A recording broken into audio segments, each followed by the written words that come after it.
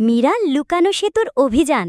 এক সকালে রোদ ঝলমলে সময়ে মীরা নামের 7 বছরের ছোট্ট মেয়ে গ্রামের নদীর ধারে ঘুরতে গেল। সে দেখল নদীর পানি আজ কিছুটা ভিন্ন। পানির ওপর সোনালি আলো ঝিলমিল করছে। হঠাৎ কুয়াশার ভেতর থেকে একটা পুরনো পাথরের সেতু ভেসে উঠল।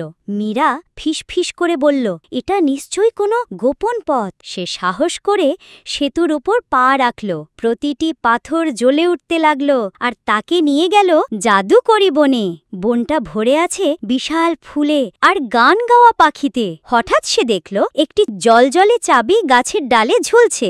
মীরা চাবিটা হাতে নিতেই বন ফিসফিস করে বলল, এই চাবি তোমার হৃদয়ের সাহসকে উন্মুক্ত করবে। মীরা হাসি মুখে সেতু পেরিয়ে ফিরে এলো আর মুহূর্তের মধ্যেই সেতুটি মিলিয়ে গেল কুয়াশায়। সেদিন থেকে যখনই মীরা ভয় পেত, সে চাবিটা হাতে ধরে মনে করত, সাহস সবসময় আমার ভেতরেই আছে।